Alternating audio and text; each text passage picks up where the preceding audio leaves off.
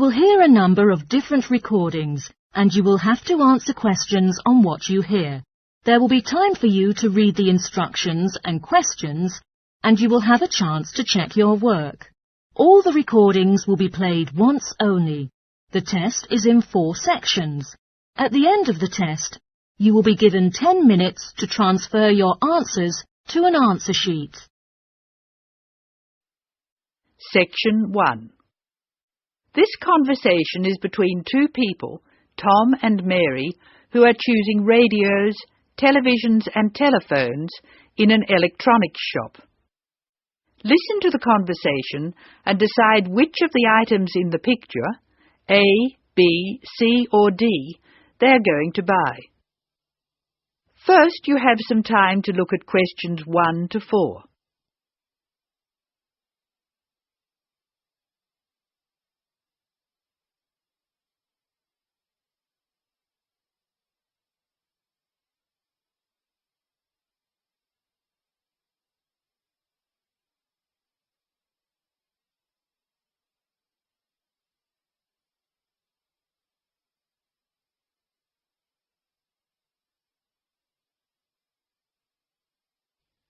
You will see that there is an example which has been done for you. The conversation relating to this will be played first. Well, here we are. There's certainly plenty to choose from. I'm finding it hard to know where to start. Would you like to look at the answering machines? Let's start there. I like this one. We have a lot to buy, Tom. We can't afford to pay $129 for an answering machine. And we can't afford to pay $127.50 for the dual tape answering machine either. All right. We'll buy a cheaper one then. There's this one for $89, or the smaller one for $59.95. I like the square shape of the small one. It'll fit neatly onto my desk. And it's the cheapest. Okay, we'll buy that one. Tom and Mary choose the small square answering machine costing $59.95, the cheapest available, so letter B has been circled. Now we shall begin. You should answer the questions as you listen, because you will not hear the recording a second time. Now listen carefully and answer questions 1 to 4. Well, here we are. There's certainly plenty to choose from. I'm finding it hard to know where to start. Would you like to look at the answering machines? Let's start there. I like this one. We have a lot to buy, Tom. We can't afford to pay $129 for an answering machine.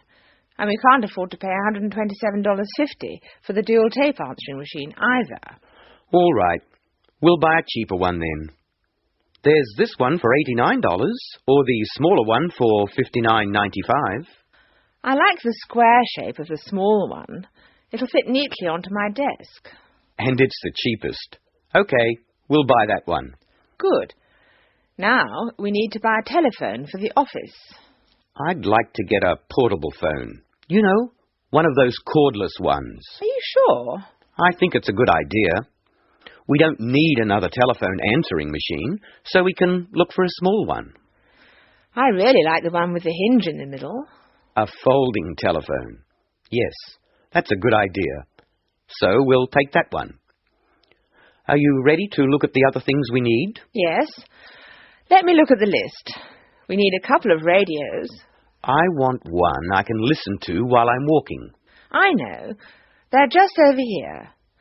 I don't think you should buy the really cheap one. You mean this one? $17 is a very good price. That's true, but I believe they give a very bad sound quality. And what if you want to use a cassette? It doesn't have any space for a cassette. You're right. Well, I really hate the ones where you have to put the small earphones into your ear. Here's one with big earphones you put over your ears. It's expensive. It's only $20 more than the one with the little earphones. Take it. Okay. What's next? We have to choose a television. We need one which is big enough but to... not too big. I don't want anything larger than 48 centimetres. I really think 34 centimetres is too small for our room. That's only about 13 and a half inches. Okay. Let's take the size bigger than 34 centimetres. What about another radio? How would you feel about a clock radio instead of just a radio? I don't want a clock radio. I'm very fond of my alarm clock. But I like this radio with the curved carry handle. So do I. It's a good price too.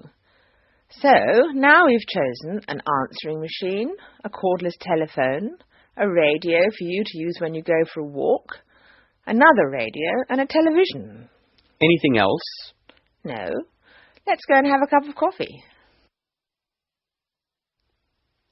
Tom and Mary go for their cup of coffee.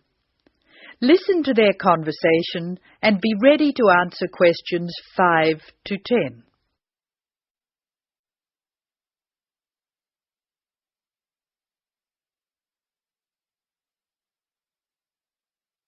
Now listen to the conversation between Tom and Mary and answer questions 5 to 10. Write no more than 3 words for each answer. Shopping's hard work. I'm glad it's over. Do you want to go home now? Yes, I think I'll take the things we bought home. OK. I'll go to the office. I've got lots to do. I'll come back later, straight from the office. OK. I'd better hurry. My brother's waiting at the house to help carry the television in. Good. I hope he'll still be there when I get home. I haven't seen your brother for ages. No, wait. I forgot to tell you. I'll be late home tonight. I've got a meeting at 5 o'clock. When do you think it will end? I'm not sure. Still, I should be home by 8. If I think I'll be later than 8 o'clock, I'll call you. OK. It's nice now that your office is in City Square. You don't have to travel very far at all. I certainly appreciate it. Taxi drivers always know where City Square is, too. By the way, are you going to watch People Are Funny on TV tonight? What did you say? What TV show? Oh, People Are Funny. Of course I am. I'll tell you what happened when you get home. I need something to laugh at. I'm going to the new office at Newtown tomorrow, and I'm not looking forward to it. I'd better go. Take care. I'll see you later. Bye-bye. That is the end of section 1. You now have some time to check your answers.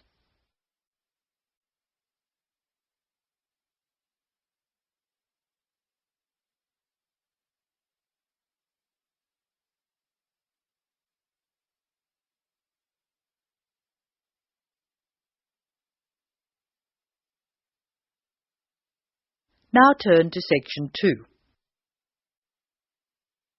Section 2.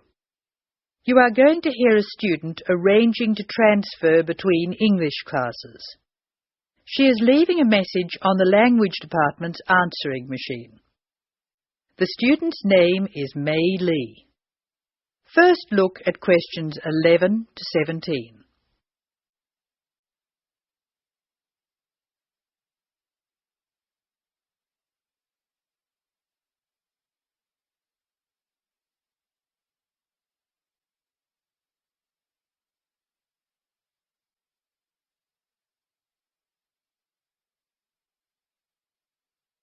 As you listen to the first part of the talk, answer questions 11 to 17. Hello, this is May Lee speaking. This message is for Mrs. Brooks in Student Affairs. Mrs. Brooks, I telephoned you last week and you told me to call back and put the details of my request to transfer on the answering machine. I hope you can hear me easily. I have the form here and I'll give you the information working from the top to the bottom. As you know, my family name is Lee, spelled L-E-E, and my first name is May. My student number is 002312. That's 002312. I'm in Mr. Anderson's class. You know, he's the one who helps out with the football team. The next part of the form asks for my address. I'll give it slowly. I live at Flat 5, 10 University Avenue. You probably know the building. It's just near the engineering school. The telephone number is 818-6074, and I share it with a lot of other people, so it's often engaged. I'll give it to you again. 818-6074. I think that's all I have to put on this part of the form. I know you were curious about my reason for requesting a transfer, so I'll explain that next. Now look at questions 18 to 22.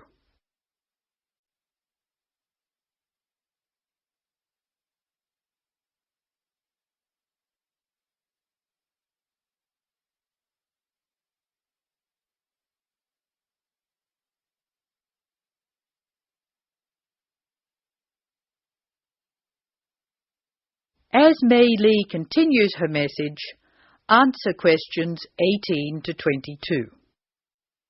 Now I'll tell you why I want to transfer between classes. Mrs. Brooks, I really like my teacher and my classmates, but I find it very hard not to speak in my own language. I just begin to think in English when the class ends, and I'm surrounded by other people from my country, so it's natural that we all speak in our mother tongue. I have been looking around for a class where there are very few other people from my country, so I'll be forced to use English. The best class I can find is the evening class, which begins at 6 p.m. Most of the students in that class come from countries which speak Spanish, and I can't speak a word, so I must use English. I have an Italian friend in the class, and she tells me there are 2 Hong Kong Chinese, 6 Spanish speakers, and 1 Japanese student. She says most people speak English at the break, although sometimes the Spanish slip into their own language. I checked the class list, and 2 students have dropped out of the evening class, so there should be room for me. Could you please see if I can join the class?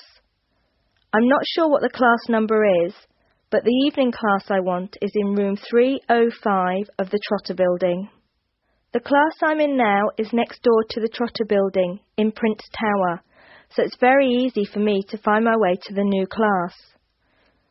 I'm not going home until late today, so could you please leave a message for me at my friend Margaret's house?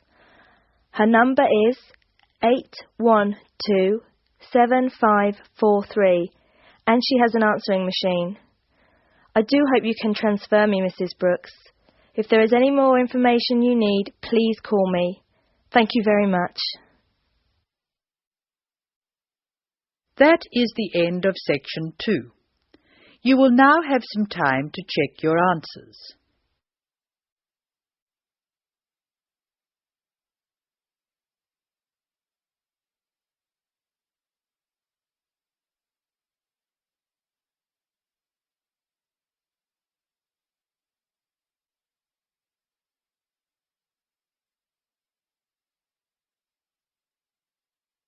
Now turn to section 3. Section 3. In this section you will hear a discussion between a tutor, Dr. Lester, and 2 students, Greg and Alexandra, at the end of a talk about music. In the first part of the discussion, they are talking about some of the students' favourite instruments and favourite styles of music. Complete the table showing the students' opinions. Choose your answers from the box. There are more words than spaces, so you will not use them all. You may use any of the words more than once. First, look at questions 23 to 27. Note the example that has been done for you.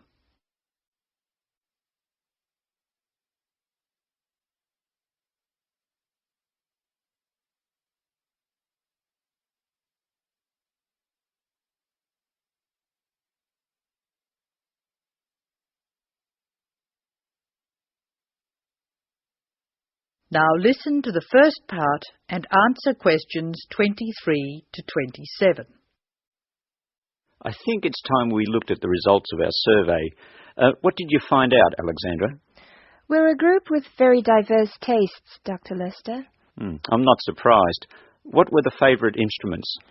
Well, Greg loves drums. He told me he played drums when he was at primary school, and now he plays drums with his friends at weekends. They have a band. Good. What do you like to play, Alexandra? My favourite is the guitar. However, I haven't played for years, so I keep hoping to start again. Will I go on with the others? Yes, please. Katya is like Greg. She loves to listen to drums. She says she's not a player, just a listener. Rachel, as you know, is a violinist, so of course it's natural that she should favour the violin. So we have two people who love the sound of the drum and two who like strings. The violin for Rachel and the guitar for Alex. What does Harry like? Harry says the best instrument of them all is the piano. He claims it's more versatile than any other instrument. Emiko plays the piano, but her favourite instrument is the flute. The flute? Yes, Emiko plays the flute too, of course. Thank you, Alexandra. Greg, will you tell us the students' favourite style of music? We're really very conservative. My favourite is classical music, and that's Alexandra's choice too. Katja claims to like rock. So that's a vote from Greg, Alexandra and Katja. Doesn't Rachel prefer classical music? Rachel made a choice which surprised me. She plays the violin, so I expected classical or opera. But Rachel says that she prefers country music. How interesting. What's Harry's choice? Harry likes to listen to opera and loves to go to see a performance. He says opera has everything, colour and spectacle and theatre and great music. And Emiko? Emiko says jazz is her favourite music. She goes to listen to jazz every Friday evening. She also likes opera, heavy metal, classical, but jazz is the best. Thank you, Greg. I wanted to see what you all liked, so I could understand your musical tastes more. And I want to move from this to a discussion of the physiological effects of music.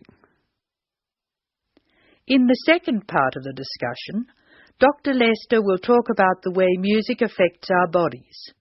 Look at questions 28 to 31 first.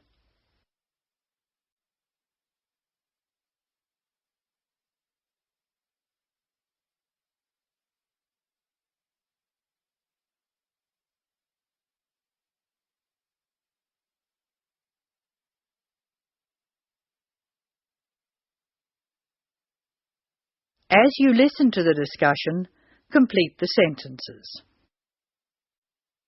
For the purposes of this discussion, I'm going to divide music roughly into two types. Music which stimulates us and music which calms us. It seems that music which stimulates us gives rise to actual changes in our bodies. We listen to exciting music and our hearts beat faster, our blood pressure rises, and our blood flows more quickly. In short, we're stimulated. Soothing music, however, has the opposite effect. We relax and let the world go by. Our heart beats more gently, our blood pressure drops, and we feel calm. Alexandra, can you think of things which help us to relax?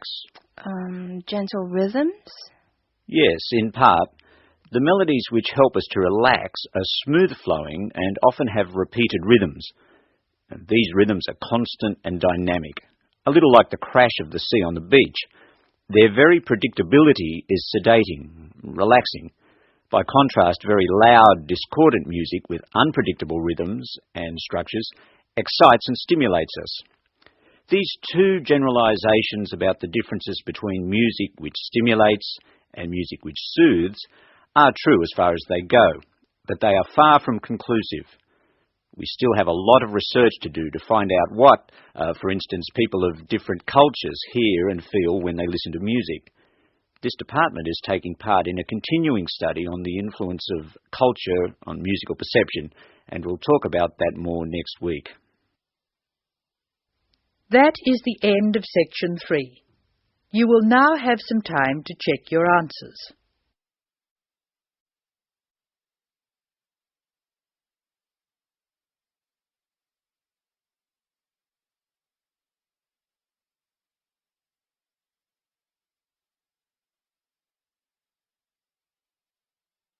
Now turn to section 4.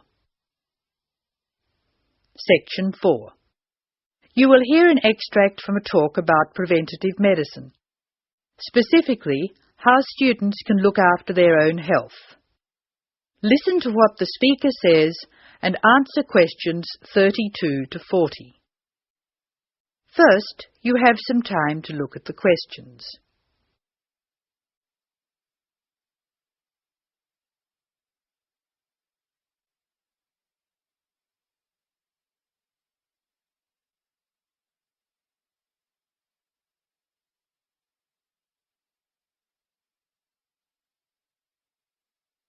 Now listen carefully and answer questions 32 to 36. Good morning. I'm Dr. Pat Parker, and I'm here to talk to you about preventative medicine in its widest and most personal aspects. In other words, I'm here to tell you how the patient should wrest control of their health away from the practitioners of medicine and take charge of their own medical destiny. I want to talk about staying out of the hands of the doctor. When the patient takes responsibility for her or his own health, and let's decide the patient is male for now, men are in fact more at risk than women anyway, when the patient takes over his own health regime, he must decide what he wants to do. The first thing, of course, is to give up the demon nicotine. Smoking is the worst threat to health, and it's self-inflicted damage. I have colleagues who are reluctant to treat smokers. If you want to stay well, stay off tobacco and smoking in all its manifestations. Our department has recently completed a survey of men's health. We looked at men in different age groups and occupations, and we came up with a disturbing insight. Young men, particularly working-class men, are at considerable risk of premature death because of their lifestyle. As a group, they have high risk factors. They drink too much alcohol, they smoke more heavily than any other group, their diet is frequently heavy in saturated fats, and they don't get enough exercise. We then did a smaller survey in which we looked at environmental factors which affect health. I had privately expected to find air or water pollution to be the biggest hazards, and they must not be ignored. However, the effects of the sun emerged as a threat which people simply do not take sufficiently seriously. Please remember that too much sunlight can cause permanent damage. Given this information, and the self-destructive things which people, particularly young men, are doing to themselves, one could be excused for feeling very depressed. However, I believe that a well-funded education campaign will help us improve public health standards and will be particularly valuable for young men. I'm an optimist. I see things improving, but only if we work very hard. In the second part of the talk, I want to consider different things that you as students can do to improve your fitness.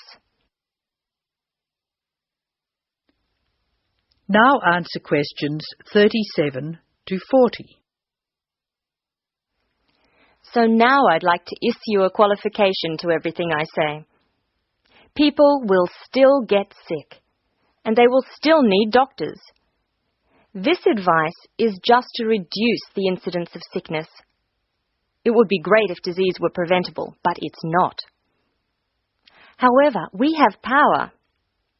In the late 80s, the Surgeon General of the United States said that 53% of our illnesses could be avoided by healthy lifestyle choices. I now want to discuss these choices with you. You should try to make keeping fit fun. It's very hard to go out and do exercises by yourself. So it's wise to find a sport that you like and play it with other people. If you swim, you can consider scuba diving or snorkeling.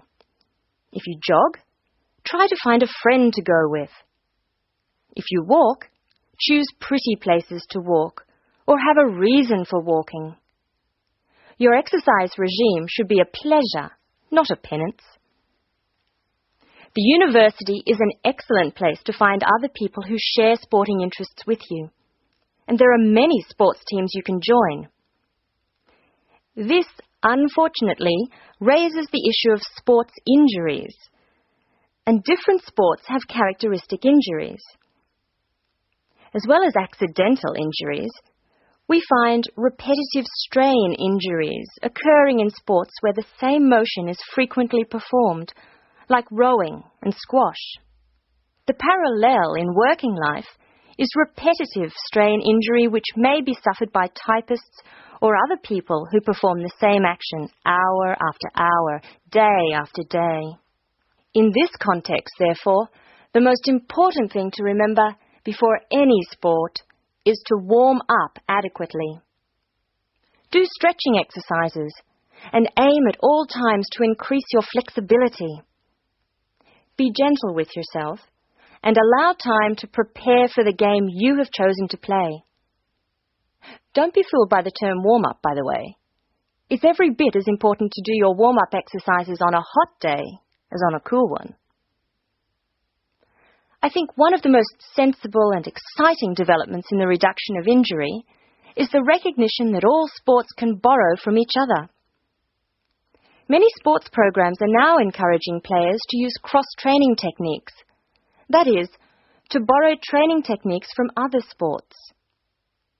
Boxers have been using cross-training for years, building up stamina by doing road work and weight training while honing their skills and reflexes. Other sports, which require a high level of eye-hand coordination, are following this trend. So, you see table tennis players running and jogging to improve their performance, and footballers doing flexibility exercises, which can help them control the ball better. All of these results are good, but the general sense of well-being is best, and is accessible to us all, from trained athletes to people who will never run 100 metres in less than 15 seconds. Good health is not only for those who will achieve athletic greatness. That is the end of section 4. Now you have some time to check your answers.